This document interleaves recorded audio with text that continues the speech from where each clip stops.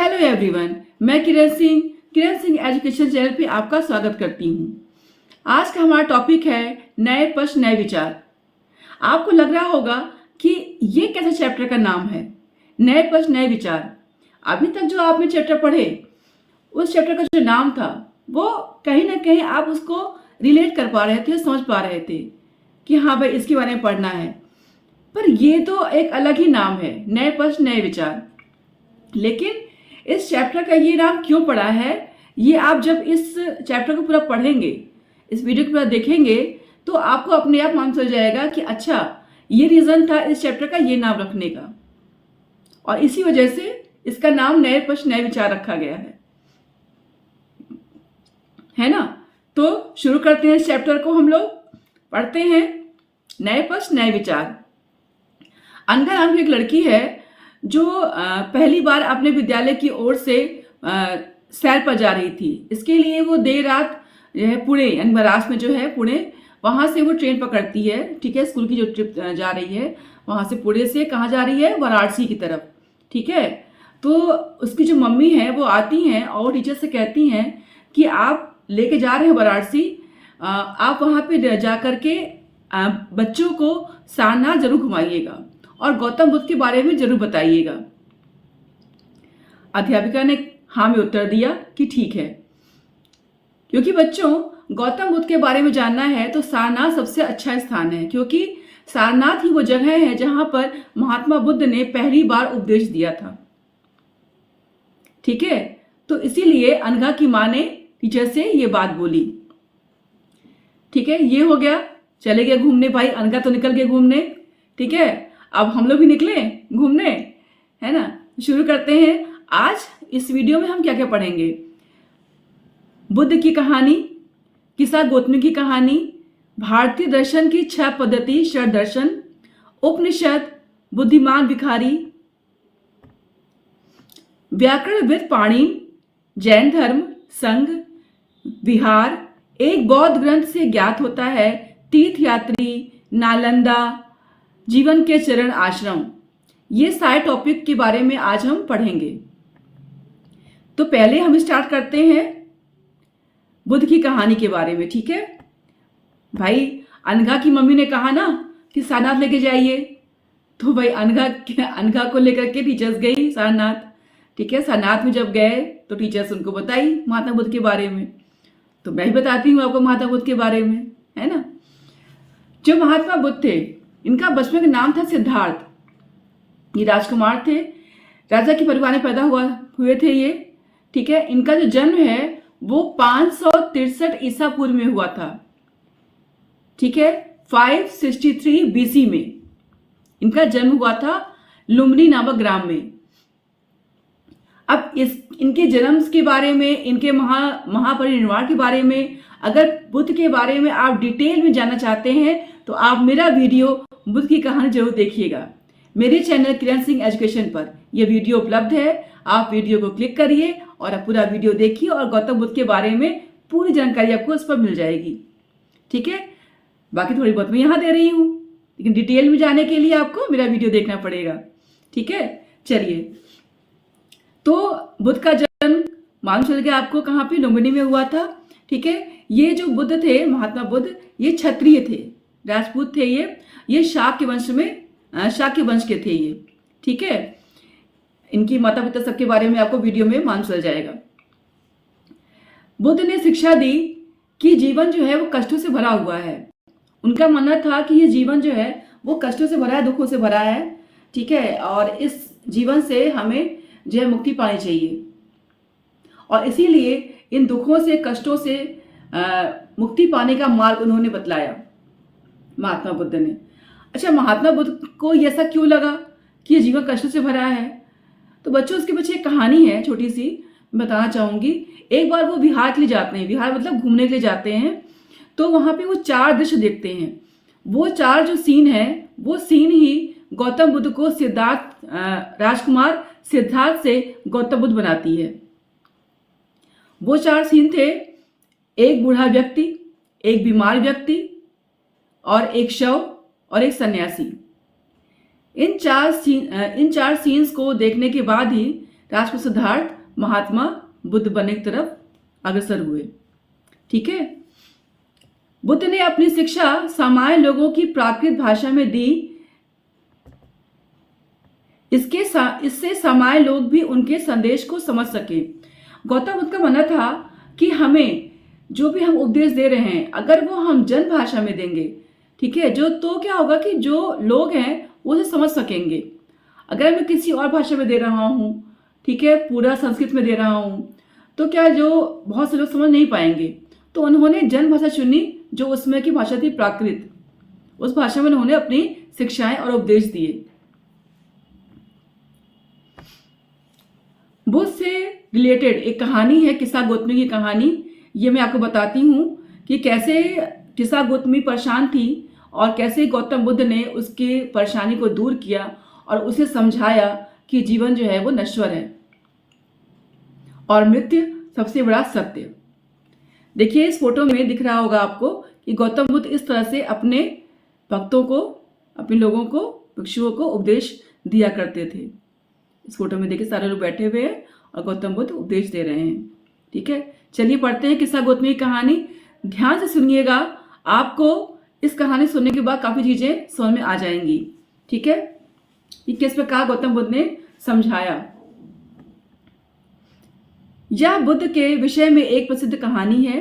एक समय की बात है कि किस्सा गौतमी नामक एक स्त्री का पुत्र मर गया।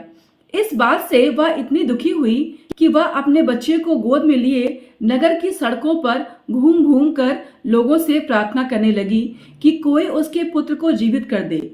एक भला व्यक्ति बुद्ध के पास ले गया। बुद्ध ने कहा, मुझे एक मुट्ठी सरसों के बीज लाकर दो, मैं तुम्हारे पुत्र को जीवित कर दूंगा।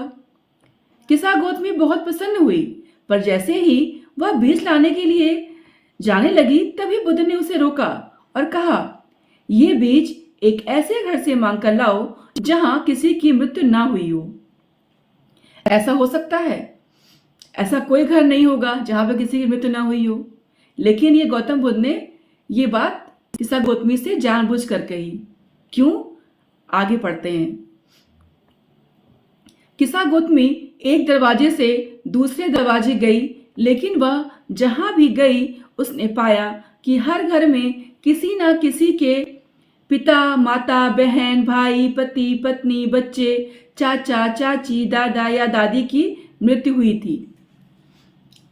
अब आप लोग सोचिए बच्चों कि गौतम बुद्ध ने ऐसा क्यों कहा कि सरसों वहां से लेकर के आओ, सरसों के बीज जहां पर किसी की मृत्यु ना हुई हो, और वो बीज तुम ले आओगी तो मैं तुम्हारे पुत्र को जीवित कर दूंगा। क्योंकि बुद्ध ने समझाया इस बात के द्वारा कि मृत्यु तो अटल है, उसे कोई टाल नहीं सकता। ये सबसे बड़ा सत्य है और इस सत्य को सबको मानना चाहिए, इससे कोई बच नहीं सकता। वो दिखाना चाहता था कि जो भी आया है वो एक न दिन जाएगा। इसीलिए किस्सा गौतमी ने इसीलिए बुद्ध ने किस्सा गौतमी को जो है ऐसे घर में जाने को कहा जहां पर किसी की मृत्यु नहीं हो, वहां से तुम जाओ और उस घर से सरसों के बीज लाओ, क्योंकि ऐसा घर तो कोई हो ही नहीं सकता। तो बुद्ध ने इस प्रकार किस्सा गौतमी की जो है परेशानी दूर की और उन्हें समझाया, जीवन के बारे में, जीवन का असली दृश्य दिखाया। अब हम आते हैं नेक्स्ट टॉपिक, भारतीय दर्शन की 6 पद्धति, जिसे हम षड दर्शन भी कहते हैं।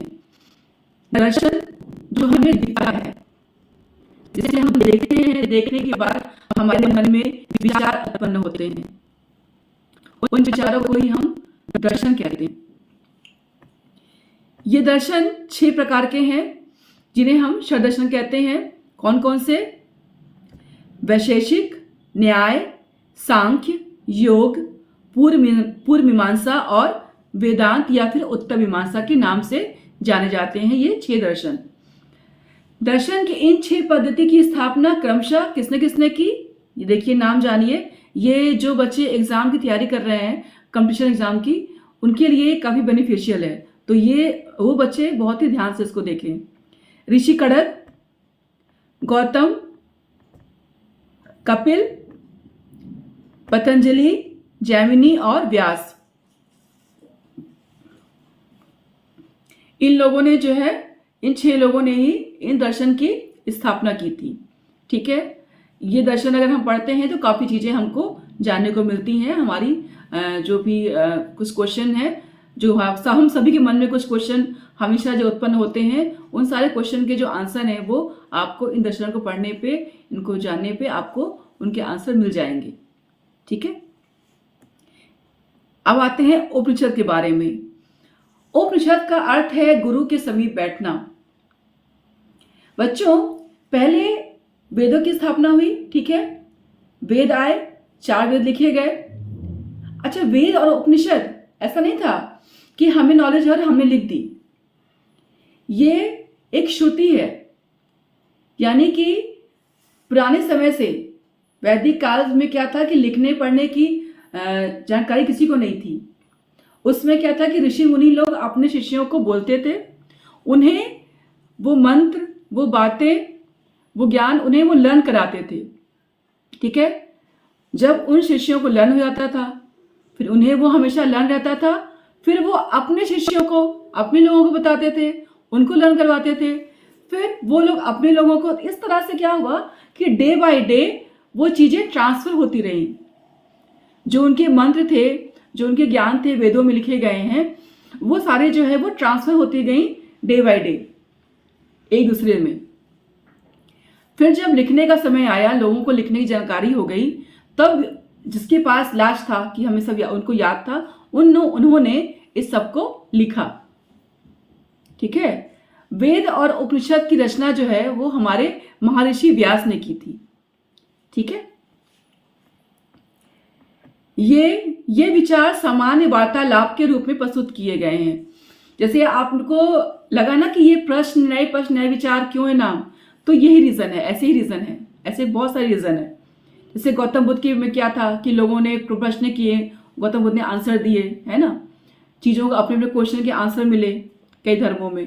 तो इसी तरह से उपनिषद में भी क्वेश्चन आंसर का दिया हुआ है, बातचीत के है। ठीक है, हमने कुछ पूछा, हमने आपसे बोला, आपने हमें आंसर दिया, यानी कि कन्वर्सेशन है। उपनिषद में कन्वर्सेशन लिखा गया है। ठीक है, उसको पढ़ के भी आपको कई सारे क्वेश्चन के आंसर आपको मिल जाएंगे, नए नए विचार आपको जानने को मिलेंगे, है ना। कुछ मित्र के बाद के जीवन के बारे में जानना चाहते थे, जबकि अन्य यज्ञों की उपयोगिता के बारे में जानने को उत्सुक थे। कुछ लोगों को क्या था कि जानना था कि भाई मृत्यु के बाद क्या होता है। हम सभी के मन में अक्सर, हमें से कई लोगों के मन में ऐसा आता है कि मृत्यु के बाद क्या होता है। ठीक है, कैसे जन्म होता है, कैसे मरते हैं, मरने वाले लोग कहाँ जाते हैं, ये बहुत सारे क्वेश्चन हम सभी के दिमाग में आते हैं। तो ये सभी के आंसर भी आपको इस उपनिषद में आपको मिलेंगे।